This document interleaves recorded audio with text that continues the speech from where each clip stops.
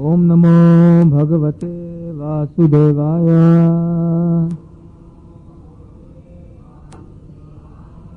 ओम नमो भगवते वासुदेवाय।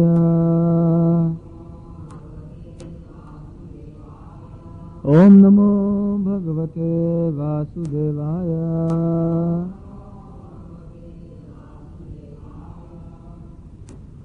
So today we are dealing with text number 26 of chapter 9 of Bhagavad Gita. Kindly repeat after me. Patram pushpam phalam toyam yo me bhaktya prayachati tad aham bhaktyupaharitam ashnami prayatatmanah. Patram pushpam phalam toyam yo me bhaktya prayachati tadaham bhaktyupaharitam ashnami prayatatmanah.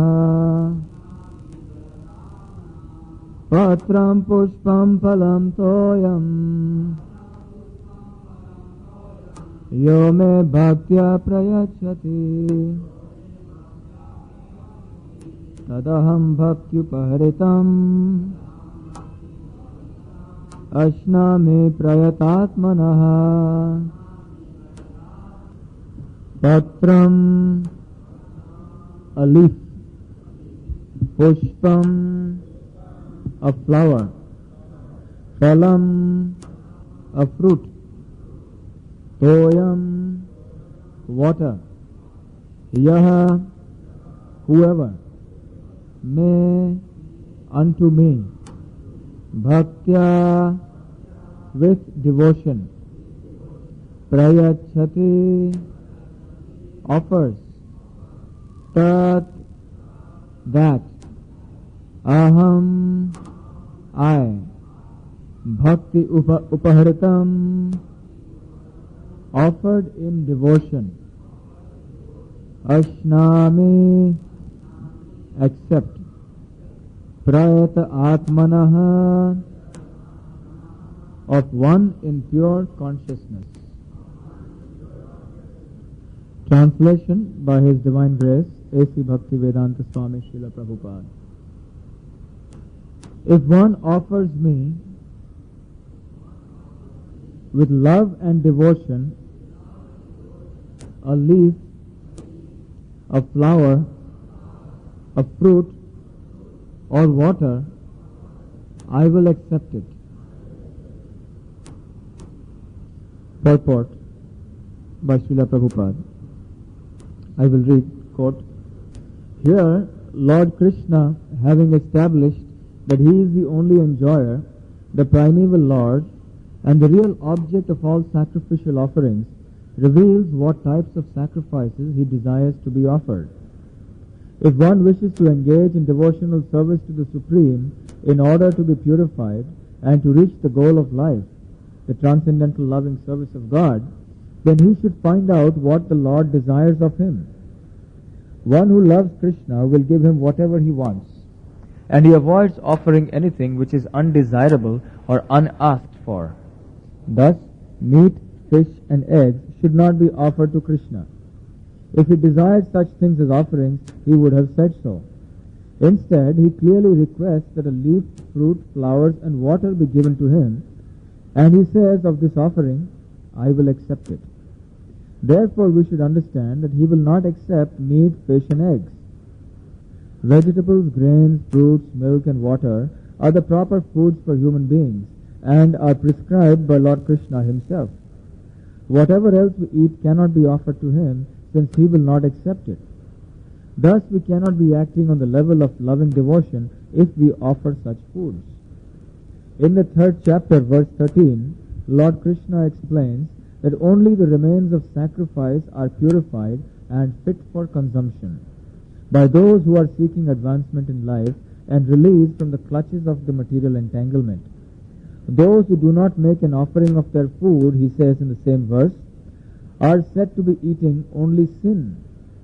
In other words, there every mouthful is simply deepening their involvement in the complexities of material nature.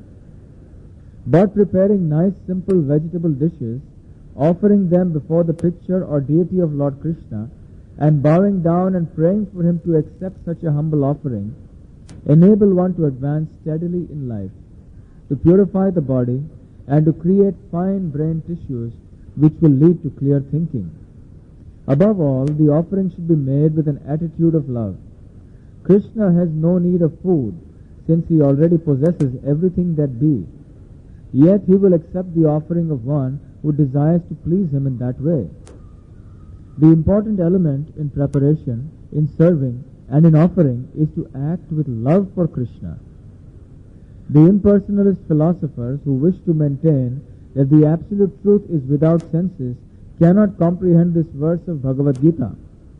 To them it is either a metaphor or proof of the mundane character of Krishna, the speaker of the Gita. But in actuality, Krishna, the Supreme Godhead, has senses, and it is stated that his senses are interchangeable. In other words, one sense can perform the function of any other. This is what it means to say that Krishna is absolute. Lacking senses, he could hardly be considered full in all opulences. In the 7th chapter, Krishna has explained that he impregnates the living entities into material nature. This is done by his looking upon material nature. And so, in this instance, Krishna's hearing the devotee's words of love in offering foodstuffs is wholly identical with his eating and actually tasting.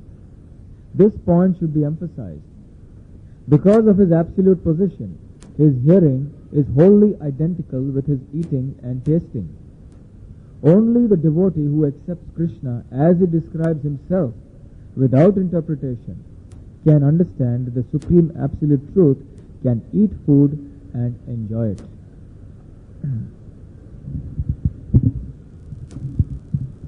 Om Jnana Timirandasya Jnananjana Shalakaya Chakshurunmilitam Yena Tasmai Shri Gurave Namaha. Jai Shri Krishna Chaitanya Prabhu Nityananda Shri Advaita Gadadhar Shivasadi Gaur Bhakta Vrinda. Hare Krishna Krishna Krishna Hare Hare, Hare Rama Rama Rama Hare Hare. So in this shloka, Lord Krishna is telling us how to execute Krishna consciousness. What is the meaning of Krishna consciousness? Krishna consciousness means to understand that Lord Krishna is the Supreme Lord, that I am the spirit soul who is the eternal part and parcel of the Supreme Lord, and therefore my only function in life is to serve Him with love and devotion. And then to act upon this understanding. When we work in this consciousness, this is called Krishna consciousness. This is the sum and substance of the whole philosophy of the Bhagavad Gita. So here Lord Krishna is saying that one who offers me with love and devotion a leaf, a flower, fruit, etc. with devotion, I will accept. The Jivatma or the spirit soul is connected to Krishna in a bond. That bond or connection is a connection of love, bhakti. We have forgotten that bond. We are lost in this material world. And we are seeking that love in so many different ways. But that love is not finding its fulfillment because we are not reposing that love in the proper person, the Supreme Lord, Sri Krishna Himself. So that connection between us and Krishna is to be established by the process of love. Love means to offer something, to give something, to sacrifice something. Love has no meaning without all these things. Even in mundane relationships between ordinary people, we see love is expressed in various ways. Love may be expressed by giving a gift or receiving it. Love may be expressed by offering some food or receiving it. Love may be exchanged by offering confidences. That is, you reveal your mind. You exchange your own thoughts. So in so many ways, love is exchanged in this material world between different people. Similarly, Lord Krishna is also a person. And therefore, we have to exchange love with Him, but through the medium of offering. So very simple way is given here. That you simply offer a leaf, a fruit, a flower, or some water, and I will accept. Lord Krishna does not demand much in that sense. He's saying, whatever little you have, you can give me. Sometimes, some people ask, what is the need for Lord Krishna to ask in this way? Does He need something? Why does He have to ask us? The fact is that God doesn't need anything from us. We are in need of giving God something. Everything actually belongs to the Supreme Lord. He is the supreme proprietor of everything. That is one meaning of God. God means that He owns everything. Nothing actually belongs to us. Everything belongs to God. Isha vasyam idam sarvam yat kincham jagatyam jagat. And therefore, we have to accept whatever is meant as our quota for our subsistence. Bhunjate te tvagam papa. We have to accept whatever little He has given us according to our quota. And when we accept it in this consciousness, then that is considered bona fide. It is sacrifice. But when we try to usurp the property of God, then that is called sin. So Lord Krishna does not want anything because He is full in Himself. He is complete and satisfied within Himself. After all, everything is His property. So He does not want to take away what He has given us for our subsistence. He has no need for it. But yet, He says, I will accept. Because there is love and devotion. He says, Ashnami. Ashnami means, I will accept it if you give me. Although it's my own thing. It's my own property. But I will receive it, I will accept it because you are offering with love and devotion. Bhakti upahritam. So the key element is that we are offering to Lord Krishna what belongs to Him with love and devotion. And that is what pleases the Lord. Srila Prabhupada gives an example that if there is a small boy who actually, when he's eating something, he gives it to his father and he says, this is very nice, you please taste it. So the father is very happy. He says, oh really, it is nice? Let me see what it's like. He also tastes it and then he also enjoys it. So that is love. Actually the father has provided the food to the child. He has paid for it. He is looking after the child. He is maintaining the child in every way. And yet, the child offers him and says, now you take it. It's very nice. Just take it and enjoy it. And the father is very happy when the child, he comes forward in this way. Similarly, although everything belongs to Lord Krishna, still whatever we have as our own quota, when we offer it back to Lord Krishna and say, please taste it, please enjoy it, it's very nice, then Lord Krishna is very pleased. This is called love. So the need is not from the point of view of Lord Krishna. The need is from our point of view. We need to offer to Lord Krishna what belongs to Him. You may have seen when you go to some holy places that there are people who stand in the Ganges, in Mother Ganges, and then they offer the water of the Ganges back into the Ganges. That is the process for worshipping Mother Ganga. What do? You stand waist deep in the water. You take the water in the palms of your hands, cup them, and then you offer it back to Mother Ganges, requesting her kindly accept this offering. So what are you taking as an offering? You're taking the water from Mother Ganges, and you're offering that very same water back to her, and you're saying, please accept it. And that is considered to be proper worship of Mother Ganges. Similarly, everything is belonging to Lord Krishna. But we take everything that belongs to Krishna, whatever is available within our quota, and we offer it back to Lord Krishna, please accept it. And Lord Krishna accepts. This is what he's talking about. This is love. This is bhakti. So when we learn to sacrifice, we are at least acknowledging that Lord Krishna is our provider. That is the beginning. It is not like a business relationship that you are giving me something, therefore I am giving you back something. But at least that is the beginning, that we acknowledge that nothing belongs to me. I have got the crops and the food from various sources. Nature is providing the soil, nature is providing the air, the light, the water, the sunshine. Everything is provided by nature. Nature is coming from God. The body that I have got, that is also provided by God. My very soul is a part and parcel of God. Everything belongs to God. Therefore, I must offer everything to God. So in this way, we develop at least a sense of acknowledgement, of gratitude, that yes, Lord Krishna has given me so much, now I must offer it to Him before I accept it. Therefore, it is said we should offer not only just a fruit or leaf or flower, but we should offer Him anything before we use it. We should offer your clothes. You should offer any new machine you buy in your house. You should offer Him your own house.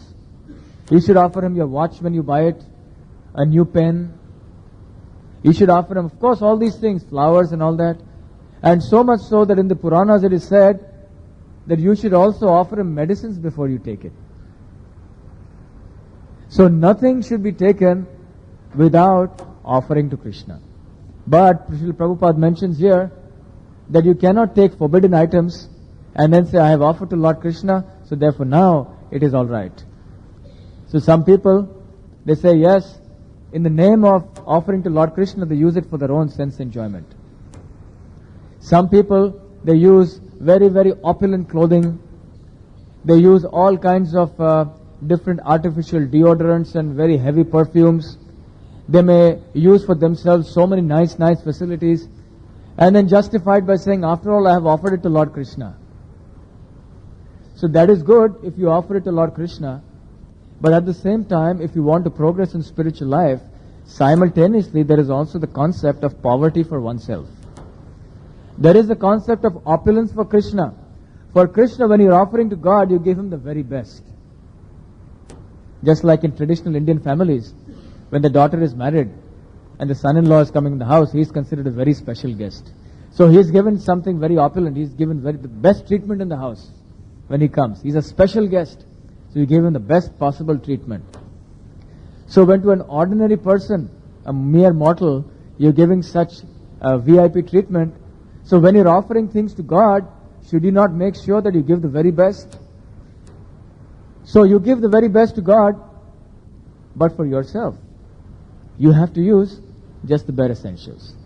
So the principle is opulence for the Lord, poverty for myself. So then there is no question of cheating. So I'm using everything, all these nice clothes, all these nice things, actually I'm offered to Krishna, then I'm using for myself.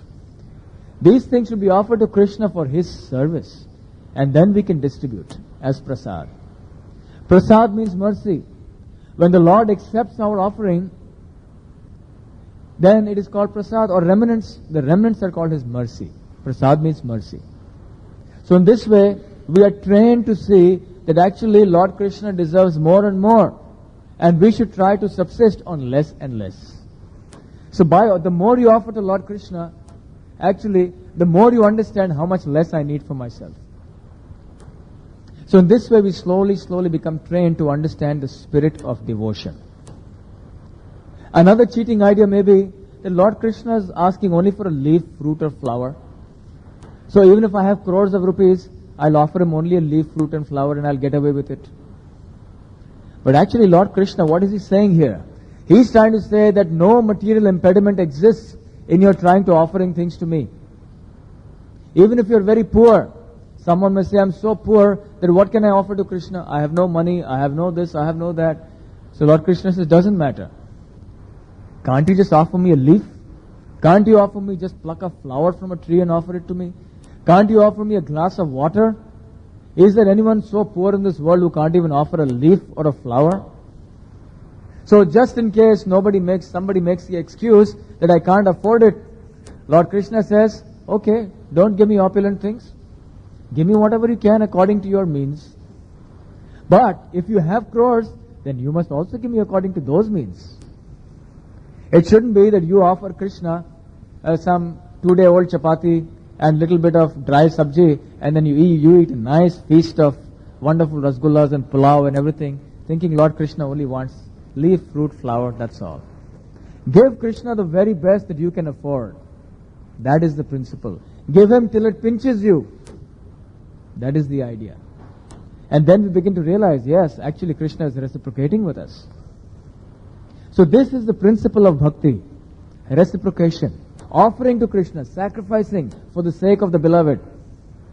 So the more we do this, although we do not understand, we may not have a proper conception of God. We may not really have the realization of God. But by actually beginning the process of offering, automatically God will begin to manifest in our life. Slowly and slowly and slowly. So offering to Krishna is the most potent way of realizing the hand of God in our own life. Of realizing how to love Krishna. Now you may ask, when there is love between two people in this world, I can see that person in front of me. So I can serve him, I can offer things to that person. But God, where is God? How do I know where he is? How can I offer things to God?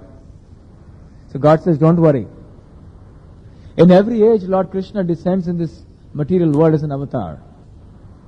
Yada yada hi dharmasya glanir bhavati bharata abhyuthanam adharmasya tadatmanam srijamyaham. He says, whenever there is a decline of religious principles, whenever there is a predominant rise of irreligion, at that time I descend. And then what does he do? Dharma sansthapanarthaya sambhavama yuga yuga. To re-establish the principles of religion, I descend. So Lord Krishna is coming himself as he did 5,000 years ago, and also as he did 500 years ago as Lord Chaitanya. And sometimes he descends as Lord Ram, sometimes he comes as Lord Narsingadev, sometimes as Lord Varahadev, in so many different avatars. But now they are not here in front of us. So Lord Krishna takes two very special avatars, just for the sake of receiving our service. What are those two avatars? Can anyone say? What are those two avatars that Lord Krishna takes for the specific purpose of accepting our offerings and accepting our seva? Yes? Holy name is one. Very good. Excellent. The holy name of God is the very avatar of Krishna. It is not different from Krishna. And the second? No, yes? Archa Vigraha. Very good. The deity, the Murti of Krishna, of God himself.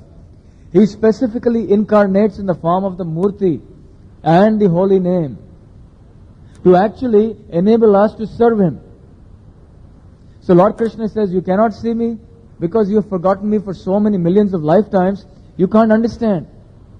So therefore, here I am. I'm coming before you in the form of the holy name, which you can chant, you can hear, you can remember, and you can serve me in that way.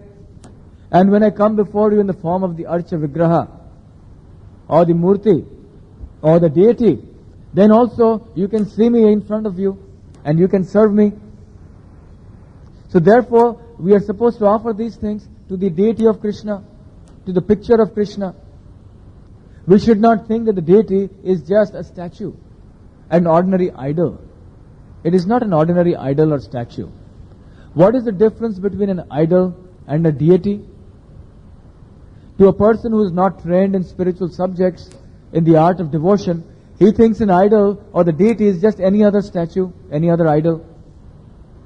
But idol means any form that you concoct according to your own concoction, according to your own imagination. Or if you just create some statue of some ordinary man, that is called an idol or a statue. But deity means only the form of the Supreme Lord. But the form has to be made according to the directions given in the scriptures. You and I simply cannot sit down and try to imagine what does God look like and then just make some statue. You have to say it according to the instructions given in the scriptures. In every scripture, especially in the Vaishnava Dharma, the Srimad Bhagavatam, the Chaitanya Charitamrita, the Bhagavad Gita, the Puranas, there are so many wonderful descriptions of Lord Krishna, by which you can actually understand what he looks like. You know what his complexion is like. You know what his hair is like. You know what his eyes are like. You know how tall he is. You know how his hands are. You know what clothes he wears. You know what kind of turban he wears. You know what kind of jewelry he wears. You know what kind of garland he wears. Everything is given in the scripture. Moreover, the pure devotees of the Lord are always seeing Lord Krishna personally within their hearts. Premanjana churita bhakti vilochanena santah sadaiva hridayeshu vilokayanti yam shama sundaram achinte gunasvarupam govindamadi purusham tamaham bhajame. When one's eyes are smeared with the pulp of devotion, then one is able to see within one's heart the Supreme Lord Shri Krishna or Shyamasundar 24 hours a day. And he's actually seeing the Lord. Just like you and I are seeing the deity form when the darshan is open, so also the pure devotee of the Lord, he's seeing him directly within his own heart because he has pure devotion. So therefore the self-realized souls, the pure devotees of the Lord, according to their realizations, they can also guide us. What does Lord Krishna look like? How should you make the deity? Once when Srila Prabhupada went to the West in the early days of the Hare Krishna movement, at that time, one very young devotee, she was a painter, and Srila Prabhupada commissioned her to make a painting of Lord Krishna, lifting Govardhan Hill, like in this picture, something like that. So, she made a picture, but she used her own imagination. She thought Govardhan Hill is so big, it's a hill. And Lord Krishna, after all, he was just a small boy at that time. He was only 8 years old. So therefore, he must have had very big muscles. So therefore, she drew Krishna as a very muscular person. So when Srila Prabhupada saw that, he said, no, Krishna doesn't look like this. Krishna has very proportionate arms. And then he specified what should be that proportion. So in this way, we can see that the form of the Lord as in the deity is not a concocted imaginary form. It is directly the Supreme Lord Himself. At the time of the installation of the deity, the pure devotee of the Lord, he prays to the Lord, please come and enter into the deity form. Please manifest yourself as the deity. And be kind to us and accept our service in this way. So Lord Krishna agrees. He responds to the call of his devotee and he manifests himself in the deity form so that we can serve him. Otherwise, we have no other way of serving him. Otherwise, who are you going to offer this flower to? Who are you going to offer the leaf, the flower, the water, the food? Whom are you going to offer it to? Somebody. And you post it in the authorized post box that belongs to the postal department. You are sure that the letter will reach that person. But if you post your letter in any box that is lying on the street, or you post your letter in some imitation post box, and the letter will not reach. Similarly, Srila Prabhupada says that the deity is the authorized representation of the Supreme Lord in the form of the Archa Vigraha. And when you post your letter, that is when you serve Him and you offer your prayers to Him and you offer your worship to Him, it is accepted by Him directly. But if you worship any idol or any statue which has no connection with the scripture, which has no connection with the pure devotees of the Lord, then that doesn't reach Krishna. It is not authorized. In this way we should know that the deity worship is not simply some sentimental process. It is an authorized process. And Krishna is saying here, Ashnami, I will eat it. Sometimes people say, how do you know Krishna eats? How can Krishna eat? Simple answer, if you and I are eating, and we are such insignificant creatures, can't Krishna, who is the Supreme Lord, also eat? And moreover, he's saying here, Ashnami, I am accepting it, whatever you give me, I will eat. Not that he's hungry, but he eats it, why? Bhakti uparitam, because you offer with devotion. So he is hungry for the devotion. He doesn't want our opulent foodstuffs. You know the story of Sudama. Sudama took him just some simple foodstuffs, some chipped rice, but Lord Krishna was so happy. And yet, when Lord Krishna was offered the very opulent things in the house of Duryodhana, he didn't take it. So therefore, Lord Krishna is seeking the devotion. This is the importance of deity worship. Sometimes some people say, well, how do we understand that Lord Krishna is in the deity? Actually, God is everywhere. So why should we go to the temple? Why should we worship the deity and serve Him and offer Him all these things? Can anyone give any argument against that? Yes? Correct? If He is everywhere, then isn't the deity a part of that everywhere? Isn't the temple a part of that everywhere? So He is also in the temple. He is also in the deity. But still, there is a special difference between the deity and any other place where He is present. Like He is present in every atom. But at the same time, when He is present in the deity form, He is actually accepting your offerings. People who make these objections, they cannot understand the absolute nature of God. Brahmaji describes, Angani yasya sakalendriya vrittimanti pashyanti panti kalayanti chiram jaganti. He says, the Lord Krishna is absolute. Absolute means that He can do any action of one sense with any of His other senses. For example, if you have to see, you can only see with the eyes. If you have to taste, you can only taste with the tongue. If you have to hear, you can only hear with the ears. But Lord Krishna, He can eat with His eyes. He sees the offering you give Him, and He can eat with that. You offer Him, my Lord, please accept this, and by hearing your prayer, automatically He has eaten it. Because He is absolute. With His eyes, He creates the whole material world. With His ears, He can walk. With His tongue, He can do anything else. That's the meaning of God. He is absolute. Therefore, the deity form is actually the Supreme Lord who is accepting our service. So in this Kali Yuga, deity worship is very important.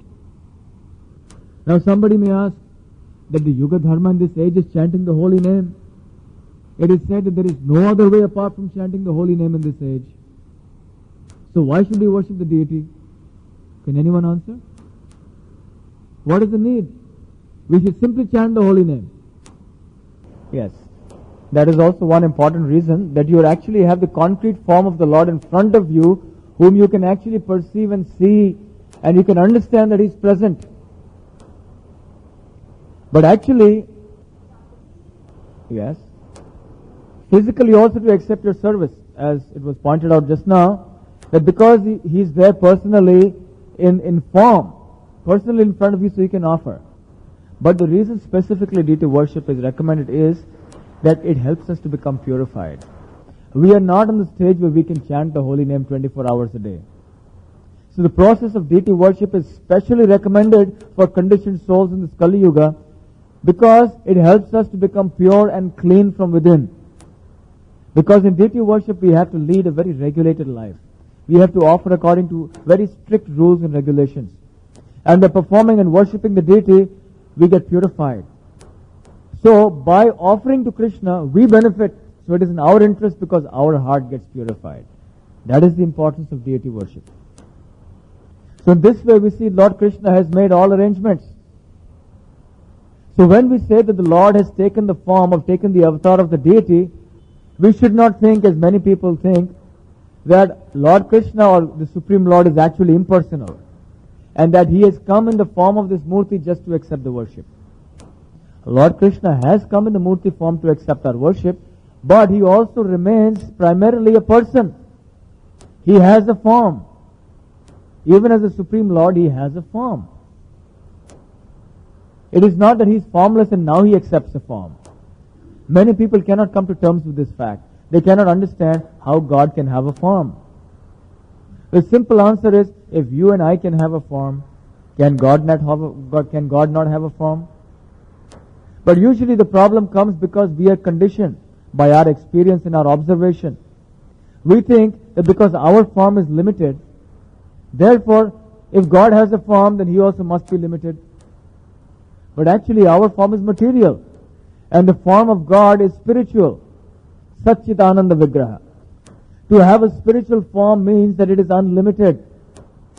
And Lord Krishna in His own spiritual Satchidananda Vigraha can expand Himself unlimitedly. So He has a form, and at the same time that form is unlimited. So in that deity form we see Krishna directly as He is in the spiritual world. We should not think that Krishna looks anything different from what He appears like in the deity form. About half an hour from now, when we will be taking darshan, we will see Lord Gopinath here. We should have faith that Lord Krishna in his abode in the spiritual world is looking exactly like that. There is no difference. He has manifested himself out of his mercy for our sake, for our welfare. So it is not that he has an impersonal form and then he manifests himself simply for the sake of becoming concrete to our vision. Becoming concrete to our vision is one reason. But it doesn't mean that he is formless in the ultimate analysis. This point is very important.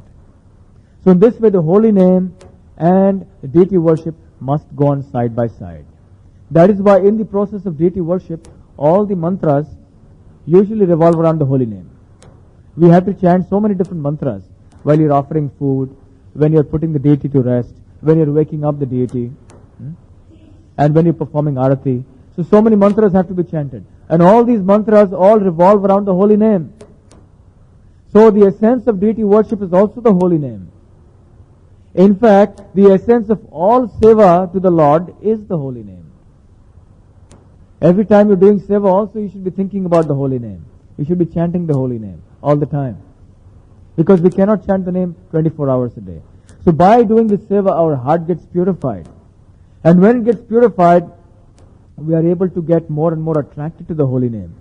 And then we are able to chant more purely. We are able to chant more often. We are able to think of Krishna more purely. So chanting the holy name and deity worship must go on forever. Lord Krishna says in the Bhagavad Gita, Ye yatha mam prapadyante tam tathaiva bhajamiham. He says, as you approach me, I will reward you accordingly. So if you think that this deity is simply a statue, he will reciprocate with you as a statue. He will simply appear before you as a block of stone, a block of marble. If you approach him with great faith and devotion, with the understanding that he is the Supreme Lord himself, he is personally Krishna present here, then he will also relate to you as the Supreme Lord, as Krishna himself. It's all a matter of faith. Without faith, you cannot achieve God. There is no question of God realization. Just like if you want to reach a particular destination and you want to buy an aeroplane ticket, you have to have faith that that aeroplane is going to reach that destination. When you go to purchase a ticket, you cannot keep asking that the counter clerk, is the plane going to reach Delhi? Definitely. Are you sure it's not going to crash on the way? Are you sure there's not going to be a hijack? And in this way, if you keep on arguing with the person who's selling the ticket, you may never get onto the plane. So you have to have some basic faith that this aeroplane is going to get me to the desired destination. Similarly, we have to have faith that by serving the Lord in this way, we will ultimately get to our desired destination, which is to become pure devotees of Lord. And then after death, we will go back to the kingdom of God. That faith is necessary. And simply by serving the Lord, automatically that faith will come.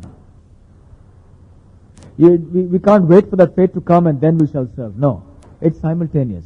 The more you serve, the more faith you develop. And the more faith you have, the more you want to serve. So regarding this faith and how the deity reciprocates with the devotee exactly as a person, there are so many wonderful stories and leelas in the lives of great devotees. There is one particular deity in Orissa that is called Sakshi Gopal. Sakshi means witness. Gopal is another name for Krishna. So the story goes like this. That once upon a time there were two Brahmanas who were living in a town called Vidyanagar in South India. And they decided to go on a long pilgrimage. So they went to the various holy places, Kashi, Gaya, and so on. Ultimately they came to Mathura, and then they reached Vrindavan. And they were going around and around Govardhan. They went to the various forests where Lord Krishna performed so many of his leelas and pastimes. And then they came to the temple of Gopal, the Murti of Gopal, which is also the name of Krishna. So when they came there, they were very much overwhelmed by the beauty of Gopal. And the Brahmanas were two of them. One of them was very old and the other one was very young. And all through the yatra, the pilgrimage, the younger Brahman, he had served the older Brahman with great faith, with great love, just like a disciple serves the Guru. He served him with great devotion. And therefore the older Brahmana was very much indebted, sort of gratitude. He said, you have served me so nicely that even my son actually doesn't serve me like this. So I'm greatly indebted to you. So I want to give you something. So therefore, I'm telling you, I want to offer you the hand of my daughter in marriage. So the younger Brahmin said, my dear sir, please do not promise me this, because I have served you not for anything in return. I have served you for the sake of my duty and to Lord Krishna, because you are a devotee of the Lord. Therefore I have served you. And in any case, you are from an aristocratic rich family. Your family is very learned and very well renowned. And on the other hand, I am such a poor man. I am not even well educated. My family is not aristocratic. So definitely your family members and your relatives will not agree to this proposition. So there is no point. Please remember, he told him, the story of King Bhishmaka and Rukmini. Rukmini wanted to marry Krishna. And this is 5,000 years ago. And Bhishmaka, the father, King Bhishmaka, her father, also was very agreeable to this proposal. But his eldest son, Rukmi, he was very envious of Krishna. And he was friends with Shishupal, who was also very envious of Krishna. And Rukmi wanted Rukmini to be married to Shishupal. So Prince Rukmi, he fought with his father and said, no, Rukmini, my sister, cannot be married to Krishna. She should be married to Shishupal. And in this way, King Bhishmaka had to relent. So the young Brahmana was telling the older Brahmana, of course, later on as it happened, Lord Krishna kidnapped Rukmini and took her away and married her. That's another story. But, so this younger Brahmana was telling him, look, in the same way, your family members are not going to accept. You are very confident now that you are going to stand firm by your decision, but you will get tremendous opposition when you go home. So he said, no, this is my daughter, and my family members and relatives must listen to what I say. They cannot forbid me from doing this. So please have faith, you must accept, because you've done so much for me. So I will give you the hand of my daughter in marriage. So please accept it. So after a lot of persuasion, the younger Brahmana said, all right, since you are insisting so much, I will accept. But please make the vow in front of the deity of Gopal. So they went once again in front of the deity of Gopal. And the older Brahmin said, yes, I make the vow in front of you, Gopalji, that I will give the hand of my daughter to this young Brahmana here, because he has served me so nicely. And the young Brahmin also told Gopal, that see, now you are my witness, you are my Sakshi, that in case he changes his mind when we go back, so you are my witness, and in case of any problem, I will come back to you. You must come as a witness. So in this way they went back. And they reached home very happy after a long yatra. Now when the older Brahmana reached home, time was passing by, and then he began to realize that actually his family members would naturally oppose this alliance.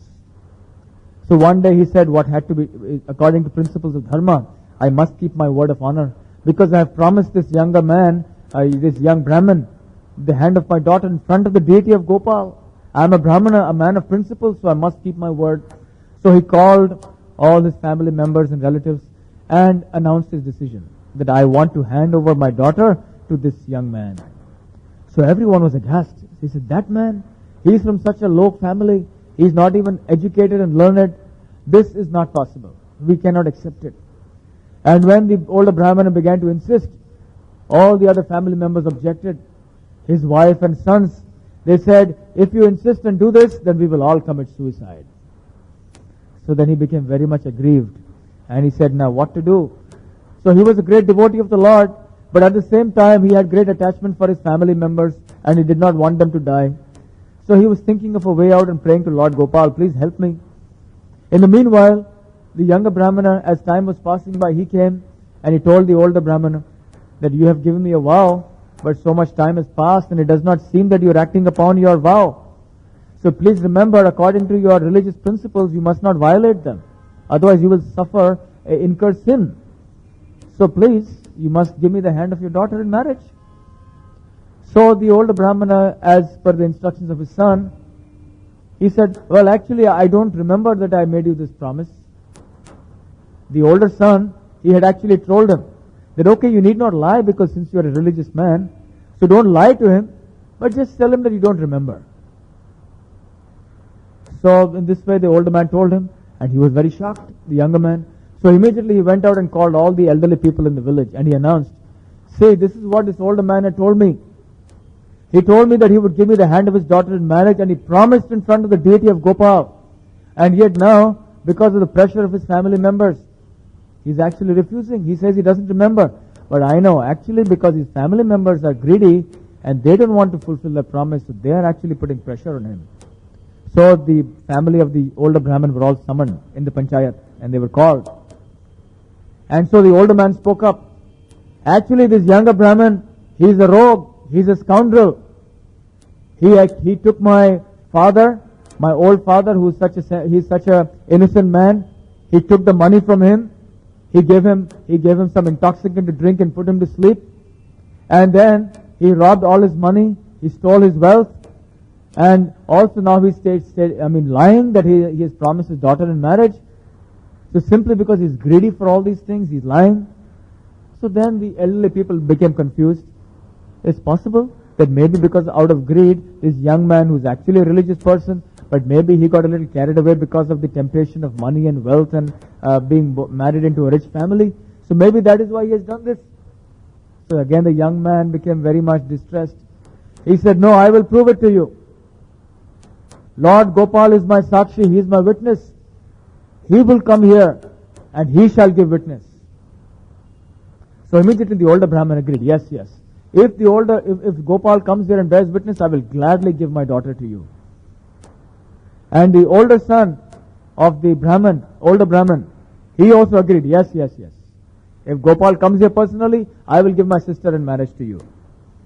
So actually, by Lord Krishna's arrangement, both the older Brahmin and the son agreed. Actually, the older Brahmin wanted to give his daughter to him and keep his promise. But simply because of his family pressure, he couldn't. But he knew that Gopal would come and give witness. So he was very happy. He said, yes, I will give you. I will give you my daughter. But the son, he agreed to the proposal for a different reason. Because he was an atheist. So he thought, how can this statue come all the way from Vrindavan to here? It's impossible. It's an impossible situation. So what is the harm in me agreeing to this request? It is never going to materialize anyway. So Lord, what's the harm? Let me say yes. So he said yes. So both of them said yes, so everyone agreed. So then the younger Brahmana proceeded to Vrindavan. He finally reached Vrindavan and went to the temple of Lord Gopal. And he said, Gopalji, now I've come in front of you. So he explained the whole situation. Just see, he was relating to Krishna exactly as a person. So he told him, see, you remember, we came here that day and this Brahmana was there and you bore witness. Then when I went back, this happened, and he related the whole story. So he said, now you must bear witness.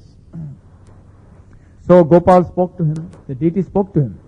And he said, yes, I will appear in your hometown and then I will bear witness. So the younger Brahmin was not satisfied. He said, no, even if you appear in your four-handed Vishnu form, they will not agree. They will not think it is you who have come, it is Gopal. You must come exactly as you are yourself, as I see you in front of me. In your deity form as Gopal, you must come to Vidyanagar. So Lord Krishna says, come on, now, this is unheard of.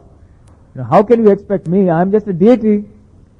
How can a murti come like this? How can a murti walk behind you for hundreds of miles to South India? So the young Brahmana was very smart. He was a good devotee of the Lord. So he said, my dear Lord, who has heard of a deity speaking? That is also unheard of. So if you can talk, then you can walk. So therefore you should come with me. So Gopal was defeated completely. He didn't have any answer. So he was speechless. So he said, okay, I will come. He said, I will come on one condition. That you should feed me 1 kilo of rice every day. And I will wear ankle belts. And you will know that I am following behind you. But you should never look behind. If you look behind, then I will stop where I am. And I will not proceed further. So he said, all right. So in this way they went day after day after day. It took many days. And Gopal was simply following that young Brahmana. And when they reached the outskirts of the village, then the young Brahmana thought, okay, now the purpose is fulfilled. And now I will bring all the villagers here.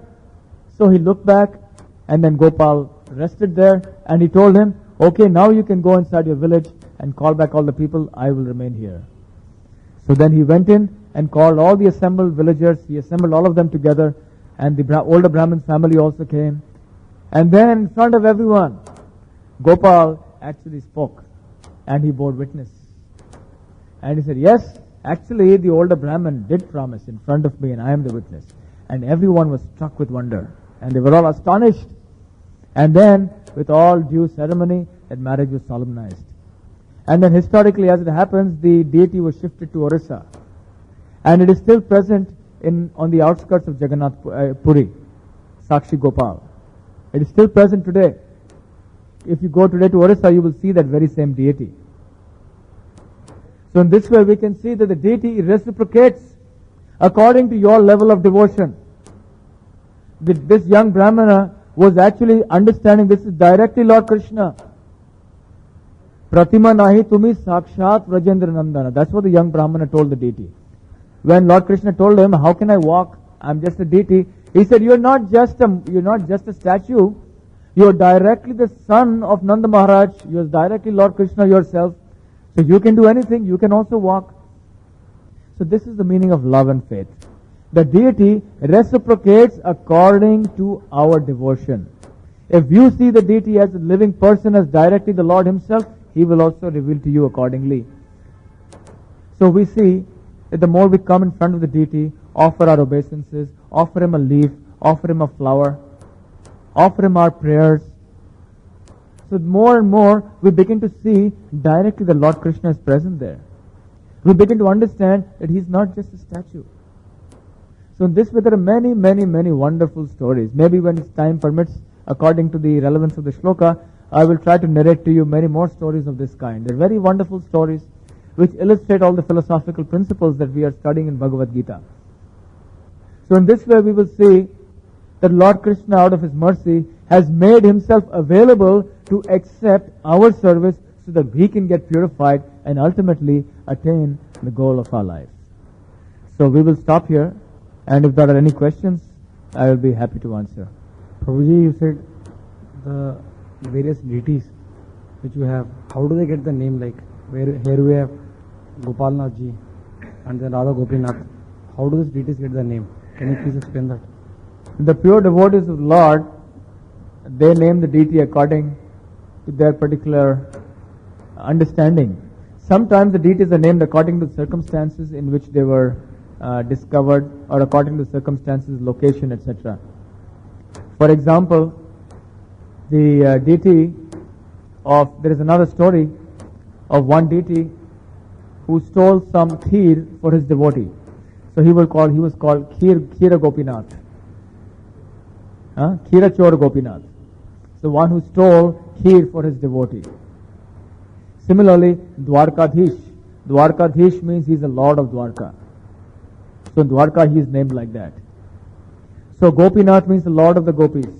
So the pure devotee who invokes the presence of the Lord within the deity, as the deity, he gives the deity a name and he names the deities according to that. So you have Radha Gopinath, you have Radha Ras Bihari, or you have Radha Gokulananda, Radha Madhava, and so on, according to the particular mood.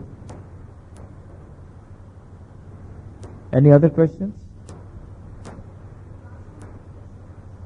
Yes? Previous class? Yeah, if any other questions are relevant to this class, we will answer them first, and then if there is time, we can go on to that question. Yes, there is one question.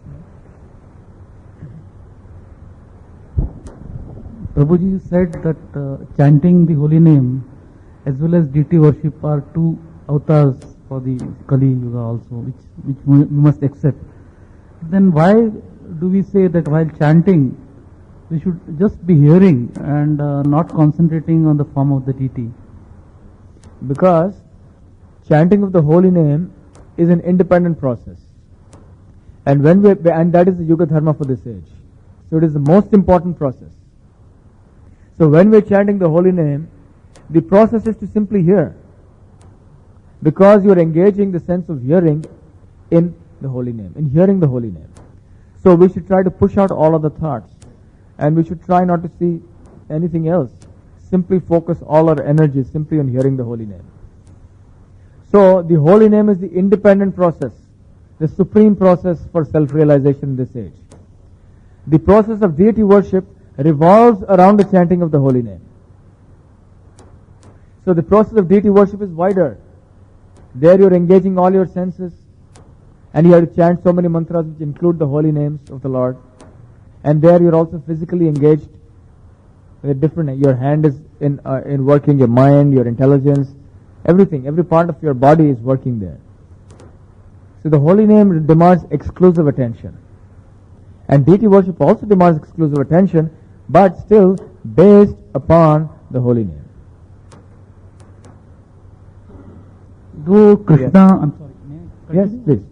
Though the Lord is in the form of the deity, how come that the people who want to, love God don't feel at once so much love for the deity?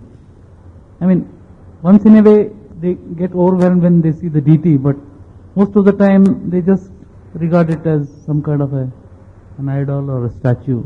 Though they know in their heart of hearts that it is, the Lord Himself who is in the deity. Therefore, Lord Krishna has given us a formula. Service. Serve the deity and you will develop that love. You see, that is why Lord Krishna has come as the deity form, because we don't have that love. So by serving Him, automatically that love develops. The more you're acquainted with the person, automatically you will develop that love. If you don't know somebody, out of sight, out of mind, isn't it? There's no question of love. So all the time when you see the deity, you serve the deity, and this way your love develops more and more. Because by serving the deity, the heart gets purified. In this way our devotion increases. And the more our devotion increases, the more we want to serve, and the purer our service becomes. Well, one more question this time, okay?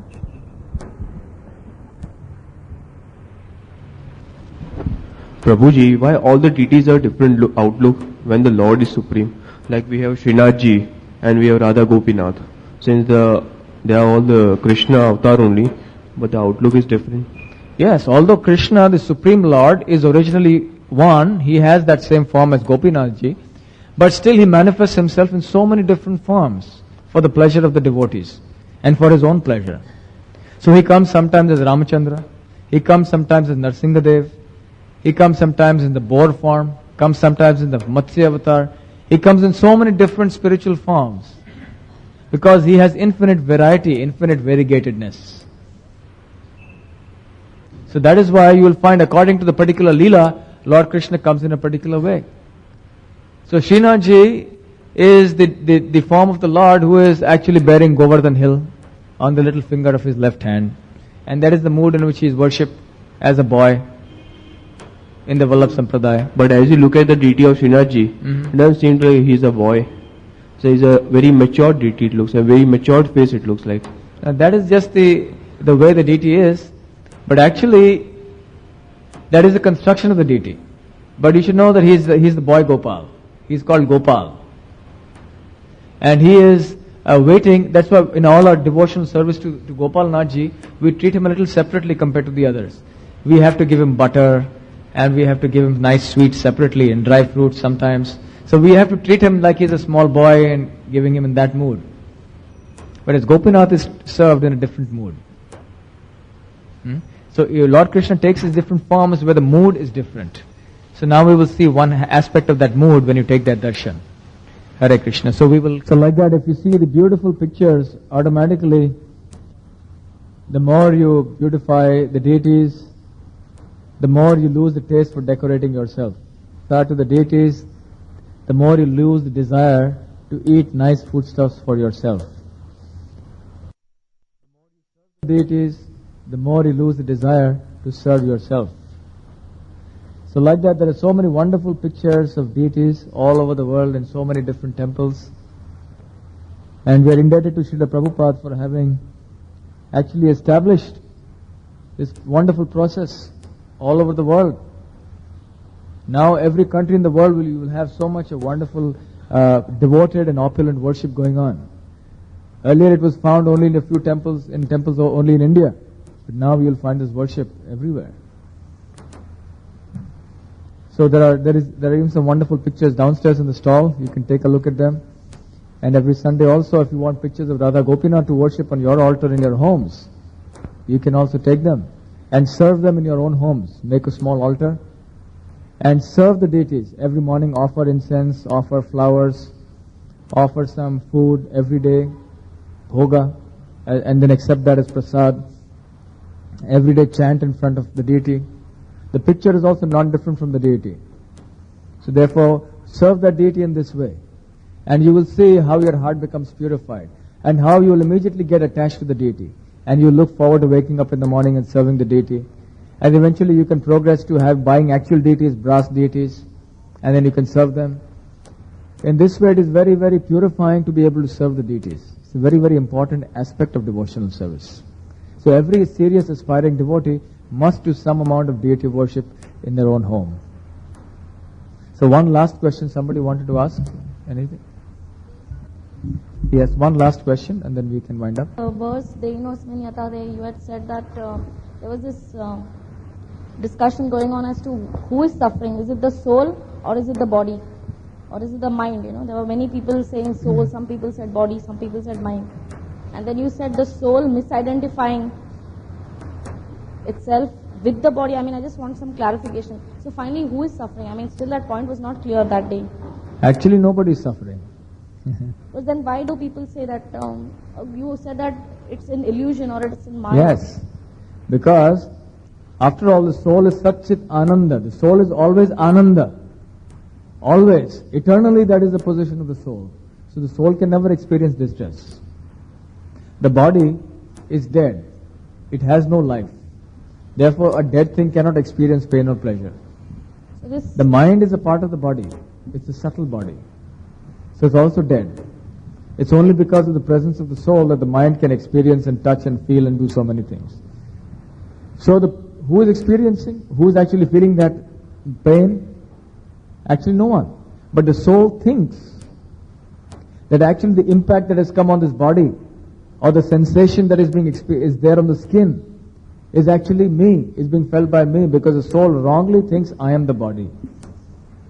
Therefore, it gets into the problem of identifying with all the inputs or all the stimuli that come onto the body in a gross way or in a subtle way.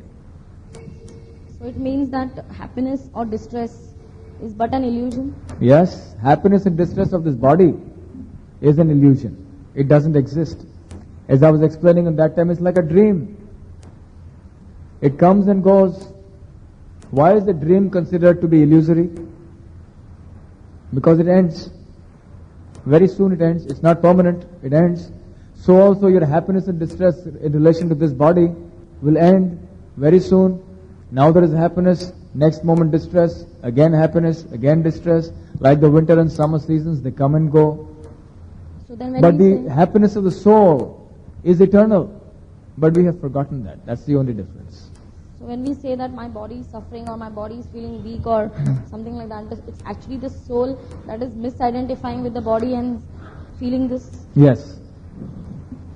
But that doesn't mean that we should not take care if we have some disease or if we have something. We have to be practical to the level of our realization.